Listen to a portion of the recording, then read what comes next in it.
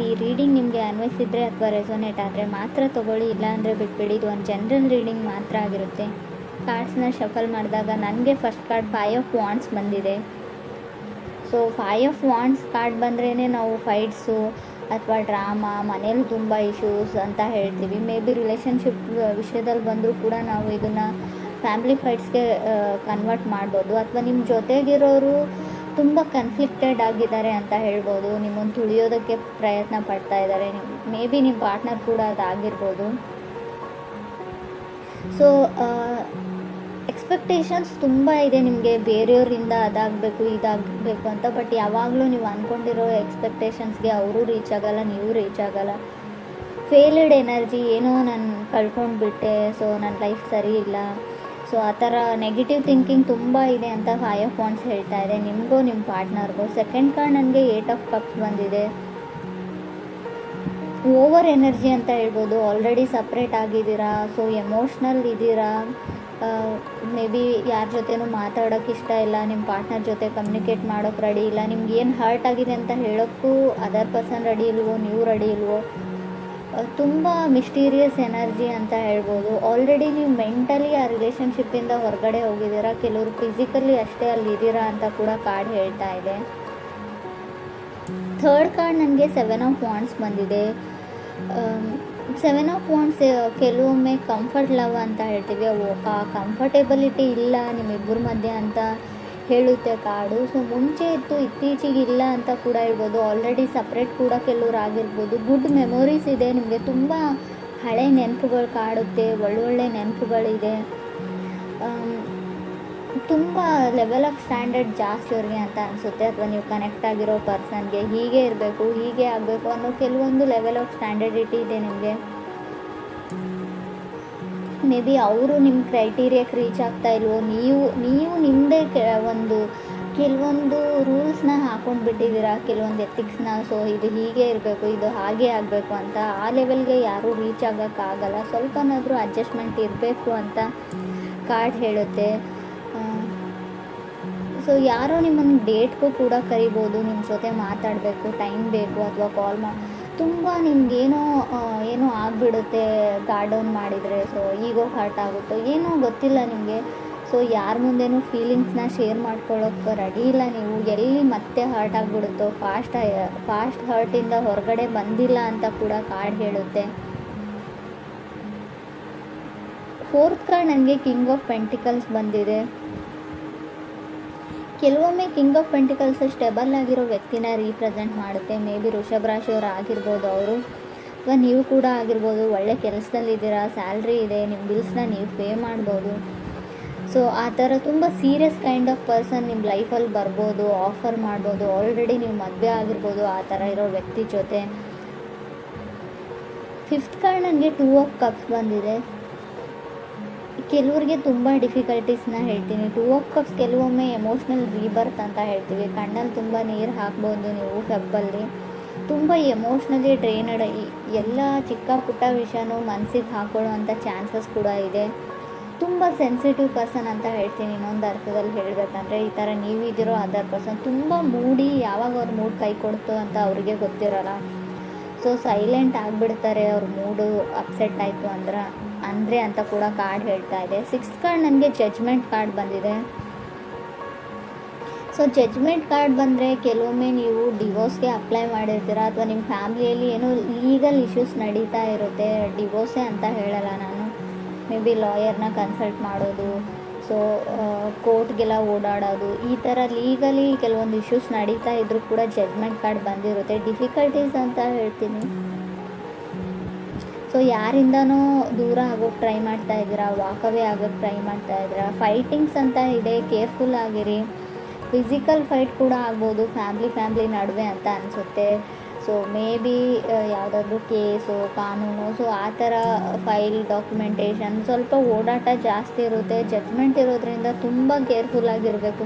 ಅದು 6th ಪ್ಲೇಸಲ್ಲಿ ಇರೋದ್ರಿಂದ ಖಂಡಿತವಾಗ್ಲೂ 7th card queen of pentacles ಬಂದಿದೆ. ಸೊ ತುಂಬ ಬೇಗ ಹೇಳ್ತಾ ಇದ್ದೀನಿ ಅಂತ ಅಂದ್ಕೊಳ್ಬೇಡಿ. ಸೊ ಟೂ ಅರ್ಲಿ, ತುಂಬ ಬೇಗನೆ ಡಿವೋರ್ಸ್ ಆಗೋವಂಥ ಚಾನ್ಸಸ್ ಇದೆ. ಸೊ ಮೇ ಬಿ ಅವರನ್ನು ನೀವು ಅರ್ಥ ಮಾಡ್ಕೊಳ್ಳಲ್ಲ.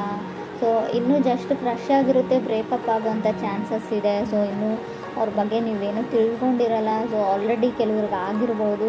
8th ಕಾರ್ಡ್ ನನಗೆ 3 ಆಫ್ ಸಾರ್ಡ್ಸ್ ಬಂದಿದೆ. ಸೊ ಬ್ರೋಕನ್ ಹಾರ್ಟ್ ಅಂತ ಹೇಳುತ್ತೆ ಕಾರ್ಡು. 8th ಪ್ಲೇಸಲ್ಲಿ 3 ಆಫ್ ಸಾರ್ಡ್ಸ್ ಇರೋದ್ರಿಂದ ಸೊ ರಿಯಲೈಸ್ ಆಗುತ್ತೆ ನಿಮಗೆ ಎಷ್ಟು ಡೀಪರ್ ಲೆವೆಲ್ ಆಫ್ ಫೀಲಿಂಗ್ಸ್ ಇತ್ತು ನಿಮಗೆ ಅಂತ. ಮೇ ಬಿ ಪ್ರಯೋಜನ ಇಲ್ಲ ಅಂತ ಹೇಳ್ತೀನಿ. ಆಲ್ರೆಡಿ ಡಿವೋರ್ಸ್ ಆಗಿದೆ. ಇವಾಗ ನೀವು ತುಂಬ ಯೋಚನೆ ಮಾಡ್ತಾ ಇದ್ದೀರಾ. ಈ ಯೋಚನೆನ ಮುಂಚೆನೇ ಮಾಡಿದರೆ ಏನಾದರೂ ಯೂಸ್ ಇತ್ತು ಅಂತ ಅನಿಸುತ್ತೆ. ಸೊ ನಾನು ಯಾವಾಗಲೂ ಹೇಳ್ತೀನಿ, ತಾಳ್ಮೆ ಇರಲಿ. ಒಂದು 100 ಟೈಮ್ಸ್ ಯೋಚನೆ ಮಾಡಿ ಯಾವುದೇ ಡಿಸಿಷನ್ನ ತೊಗೊಳ್ಳೋಕ್ಕಿಂತ ಮುಂಚೆ ಅಂತ. ಕೆಲವರು ಲೈಫಲ್ಲಿ ರಾಂಗ್ ಡಿಸಿಷನ್ನ ತೊಗೊಂಡಿದ್ದೀರಾ, ಏನೋ ಮಿಸ್ಅಂಡರ್ಸ್ಟ್ಯಾಂಡಿಂಗು, ಏನೋ ಒಂದು ಚಿಕ್ಕ ವಿಷಯಕ್ಕೆ ಸ್ಟಾರ್ಟ್ ಆಗಿರೋ ಫೈಟ್ಸು ಡಿವೋರ್ಸ್ವರೆಗೂ ಹೋಗಿ ಆಲ್ರೆಡಿ ಕೆಲವ್ರದ್ದು ಡಿವೋರ್ಸ್ ಕೂಡ ಆಗಿದೆ ಅಂತ ಕಾರ್ಡ್ ಹೇಳ್ತಾ ಇದೆ. ಕೆಲವ್ರಿಗೆ ಇಲ್ಲಿ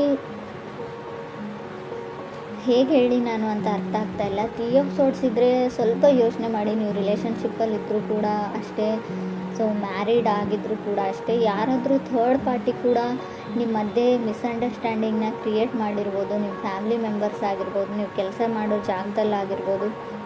ಏನೋ ಒಂದು ಇಲ್ಯೂಷನ್, ಒಂದು ಭ್ರಮೆಯಲ್ಲಿದ್ದೀರಾ ನೀವು ಭ್ರಮೆಯಲ್ಲಿದ್ದೀರೋ ಅದರ್ ಪರ್ಸನ್. ಮೇ ಬಿ ಈ ಭ್ರಮೆ ನಿಮ್ಮ ಹೆಲ್ತ್ ವಿಚಾರದಲ್ಲೂ ಆಗಿರುತ್ತೆ. ನನಗೇನೋ ಆಗಿದೆ, ಸೊ ನನಗೆ ಅದಾಗಿದೆ ಇದಾಗಿದೆ, ನನಗೆ ಹೊರಗೋಗೋಕ್ಕಾಗಲ್ಲ, ನನ್ನ ಕಾಲಲ್ಲಿ ನೋವು, ಕೈಯಲ್ಲಿ ನೋವು, ಶೋಲ್ಡರಲ್ಲಿ ನೋವು, ನೆಕ್ಕಲ್ಲಿ ನೋವು, ನನಗೇನೋ ಆಗೋಗ್ಬಿಟ್ಟಿದೆ ಅನ್ನೋ ಇಲ್ಯೂಷನ್ಸ್, ತುಂಬ ಭ್ರಮೆ ನಿಮಗೆ. ಸೊ ಆ ಥರ ಇದ್ದರೆ ಡಾಕ್ಟ್ರನ್ನ ಕನ್ಸಲ್ಟ್. ಆಲ್ರೆಡಿ ರಿಪೋರ್ಟಲ್ಲಿ ಕೂಡ ಏನೂ ಬಂದಿರಲ್ಲ ನನಗೆ ಗೊತ್ತು. ಆದರೂ ಕೂಡ ಸೊ ನಿಮಗೇನೋ ಅದೊಂದು ಭಯ ಇದೆಯೋ ಏನಿದೆಯೋ, ಮೆಂಟಲಿ ನೀವು ಸ್ಟಿಕ್ ಆಗಿದ್ದೀರಾ ನನಗೇನೋ ಆಗಿದೆ ಅಂತ. ಅದರಿಂದ ಹೊರಗಡೆ ಬರೋ ತುಂಬ ಕಷ್ಟ. ಸೊ ಮೆಡಿಟೇಷನ್ನ ಮಾಡಿ ಅದರಿಂದ ಹೊರಗಡೆ ಬರೋಕ್ಕೆ ಟ್ರೈ ಮಾಡಿ. 3 ಆಫ್ ಸಾರ್ಡ್ಸ್ ಡೇಂಜರಸ್ ಕಾರ್ಡ್ ಅಂತ ನಾನು ಹೇಳೋದಿಲ್ಲ. ಬಟ್ ನಿಮ್ಮ ಒಬ್ಬರ ಮೇಲೆ ಒಬ್ರಿಗೆ ನಂಬಿಕೆ ಇದ್ದರೆ ಖಂಡಿತವಾಗ್ಲೂ ರಿಲೇಷನ್ಶಿಪ್ ಹಾಳಾಗಲ್ಲ. ಬಟ್ ತುಂಬ ಜನ ಇರ್ತಾರೆ ನಿಮ್ಮ ಸುತ್ತಮುತ್ತಲು ನಿಮ್ಮನ್ನು ತುಳಿಯೋಕ್ಕೆ ಟ್ರೈ ಮಾಡ್ತಾ ಇರೋರು ಅಂತ. ಫಸ್ಟ್ ಕಾರ್ಡೇ ಹೇಳಿದೆ ಸ್ಟ್ರಾಂಗ್ ಆಗಿ 5 ಆಫ್ ವಾಂಡ್ಸ್ ಇದೆ. ಯಾರನ್ನಾದರೂ ನಂಬೋಕ್ಕಿಂತ ಮುಂಚೆ ತುಂಬ ಕೇರ್ಫುಲ್ ಆಗಿರಿ. ಅವ್ರು ನಿಮ್ಮ ಮನೆಯವರೇ ಇರಲಿ, ರಿಲೇಟಿವ್ಸ್ ಇರಲಿ, ಸಿಬ್ಲಿಂಗ್ಸ್ ಇರಲಿ. ಸೊ ಟೈಮ್ ಎಲ್ಲರೂ ಚೇಂಜ್ ಮಾಡೋದ್ರಿಂದ ಯಾವುದಕ್ಕೂ ನೀವು ಕೇರ್ಫುಲ್ ಆಗಿರಿ. 9th ಕಾರ್ಡ್ ನನಗೆ ಸ್ಟಾರ್ ಕಾರ್ಡ್ ಬಂದಿದೆ. ಹೋಪ್ ಇದೆ. ಸೊ ತುಂಬ ಕ್ವಶನ್ಸ್ ಇದೆ. ಮೇ ಬಿ ನಿಮ್ಮ ತಾಯಿಗೆ ನೀವು ಕ್ವಶನ್ಸ್ ಮಾಡ್ತಿರೋ ತುಂಬ ಕ್ವಶನ್ಸ್ ಅಂತ ನನಗೆ ಕಾಣಿಸ್ತಾ ಇದೆ. ಹೋಪ್ ಇದೆ, ಕ್ರೇಜಿ ಇದೆ. ಸೊ ಡೋಂಟ್ ಗಿವ್ ಅಪ್ ಅಂತ ಕೂಡ ಕಾರ್ಡ್ ಹೇಳುತ್ತೆ. ಸಮಥಿಂಗ್ ತುಂಬ ಓಲ್ಡ್ ಲವ್ ಸ್ಟೋರಿ ಥರ ಇದೆ. ಇವಾಗಿನ ಜನ್ರೇಷನ್ ಲವ್ ಸ್ಟೋರಿನೂ ಅಲ್ಲ ಇದು. 10th ಕಾರ್ಡ್ ನನಗೆ 7 ಆಫ್ ಸಾರ್ಡ್ಸ್ ಬಂದಿದೆ. ಇಲ್ಲೂ ಕೂಡ ಅಷ್ಟೇ ಈಗೋ ಇದೆ ನಿಮಗೆ ಈಗೋ ಸ್ಟ್ರೈಕ್ಸ್ ಆಗ್ತಾ ಇದೆಯೋ ಅದರ್ ಪರ್ಸನ್ಗೂ. ಒಂದು ಚಿಕ್ಕ ಈಗೋ, ಒಂದು ಚಿಕ್ಕ ಕಾಲು, ಒಂದು ಚಿಕ್ಕ ಮೆಸೇಜಲ್ಲಿ ಎಲ್ಲ ಪ್ರಾಬ್ಲಮ್ ಸಾಲ್ವ್ ಆಗೋಗುತ್ತೆ. ಬಟ್ ಯಾರೂ ಆ ಕಾಲ್ನ ಮೂವ್ನ ತೊಗೊಳೋಕ್ಕೆ ರೆಡಿ ಇಲ್ಲ, ಇಬ್ಬರಲ್ಲಿ ಒಬ್ಬರು ಅಂತ ಹೇಳ್ತಾ ಇದೆ. 7 ಆಫ್ ಸಾರ್ಡ್ಸ್ ಕೆಲವೊಮ್ಮೆ ನೀವು ಮಾಡದೇ ಇರೋ ತಪ್ಪಿಗೆ ನಿಮ್ಮ ರಿಲೇಷನ್ಶಿಪ್ ಹಾಳಾಗೋದನ್ನು ಕೂಡ ರೀಪ್ರೆಸೆಂಟ್ ಮಾಡುತ್ತೆ. ಸಮಥಿಂಗ್ ಮಿಸ್ಅಂಡರ್ಸ್ಟುಡ್ ಮಾಡ್ಕೊಂಡಿದ್ದೀರಾ ನೀವು ನಿಮ್ಮ ಪಾರ್ಟ್ನರ್ ಬಗ್ಗೆ ಅಂತ ಹೇಳ್ಬೋದು. ಕ್ರಾಸ್ ವಾಷರ್ಸ್ ಆಗಿದ್ದ ಬಗ್ಗೆ ತಪ್ಪು ತಿಳ್ಕೊಂಡಿದ್ದೀರಾ ಗೊತ್ತು. ಯಾವಾಗಲೂ ಅವ್ರ ಗೋಳನ್ನೇ ಹೇಳ್ತಾ ಇರ್ತಾರೆ. ನಿಮಗೆ ಕೇಳಿ ಸಾಕಾಗಿದೆ, ಕಿರಿಕಿರಿ ಆಗಿದೆ. ಖುಷಿಯಾಗಿರೋದನ್ನು ಏನೂ ಹೇಳೋದಿಲ್ಲ, ಖುಷಿಯಾಗಿರೋರ್ನೂ ಬಿಡೋದಿಲ್ಲ, ಖುಷಿಯಾಗಿರೋಕ್ಕೆ ಟ್ರೈನೂ ಮಾಡೋದಿಲ್ಲ ಅಂತ ನಿಮ್ಗೆ ಅನ್ನಿಸ್ತಾ ಇರ್ಬೋದು. 11th ಕಾರ್ಡ್ 8 ಆಫ್ ಕಪ್ಸ್ ಬಂದಿದೆ. ಸೊ ಲವ್ ಇದೆ ಇಬ್ಬರ ಮಧ್ಯೆ, ಬಟ್ ಏನೋ ಹರ್ಟ್ ಇದೆ, ಫಾಸ್ಟ್ ಹರ್ಟು, ಓವರ್ ಥಿಂಕಿಂಗು, ಪದೇ ಹಿಂದೆ ನಡೆದದ್ದನ್ನು ಜ್ಞಾಪಕ ಮಾಡಿಕೊಡ್ತಾ ಇದ್ದಾರೆ. ಸೊ ತುಂಬ ಪ್ರಾಮಿಸಸ್ನ ಮಾಡಿದರೆ ಯಾರಾದರೂ, ಸೊ ಪದೇ ನಿಮ್ಮ ಲೈಫಲ್ಲಿ ಸರ್ಕಲ್ ಥರ ಮತ್ತೆ ಬರ್ತಾ ಇದ್ದಾರೆ, ಮತ್ತೆ ಆಣೆ ಪ್ರಮಾಣ ಮಾಡ್ತಾ ಇದ್ದಾರೆ. ಯಾವುದನ್ನು ಅವ್ರು ಈಡೇರಿಸ್ತಾ ಇಲ್ಲ, ನಡೆಸ್ಕೊಳ್ತಾ ಇಲ್ಲ ಅಂತಂದರೆ ಖಂಡಿತವಾಗ್ಲೂ ಅವರನ್ನು ಅವ್ರ ಪಾಡಿಗೆ ಬಿಟ್ಬಿಡಿ. ಟೈಮ್ ಟು ಗಿವ್ ಅಪ್ ಅಂತ ಹೇಳುತ್ತೆ 8 ಕಾರ್ಡು. ಯಾವುದು ನಿಮಗೆ ಸರ್ವ್ ಮಾಡಲ್ಲ, ಯಾವುದರಿಂದ ನಿಮಗೆ ಖುಷಿ ಆಗಲ್ಲ, ನೆಮ್ಮದಿ ಇಲ್ಲ, ತುಂಬ ಹರ್ಟ್ ಇದೆ, ತುಂಬ ನೋವಿದೆ, ಅದನ್ನು ಬಿಟ್ಬಿಡಿ, ಆ ದಾರಿನ ಬಿಟ್ಬಿಡಿ, ಅವ್ರನ್ನ ಮರ್ತು ಬಿಡಿ ಅಂತಲೇ ಕಾರ್ಡ್ ಹೇಳ್ತಾ ಇದೆ ಲಾಸ್ಟ್ ಕಾರ್ಡು. ಸೆಲ್ಫ್ ಕೇರ್ ಇರಲಿ, ನಿಮ್ಮ ಬಗ್ಗೆ ನೀವು ಯೋಚನೆ ಮಾಡಿ. ತುಂಬ ಯಾರಿಗೋಸ್ಕರನೋ, ಈ ಸೊಸೈಟಿಗೋಸ್ಕರನೋ, ಯಾರು ಖುಷಿಯಾಗಿರ್ತಾರೆ, ನಮ್ಮ ಪೇರೆಂಟ್ಸ್ ಖುಷಿಯಾಗಿರ್ತಾರೆ, ಅದನ್ನೆಲ್ಲ ಬಿಟ್ಬಿಡಿ, ನಿಮಗೋಸ್ಕರ ನೀವು ಬದುಕಿ ಅಂತ ಲಾಸ್ಟ್ ಕಾರ್ಡ್ ಹೇಳ್ತಾ ಇದೆ.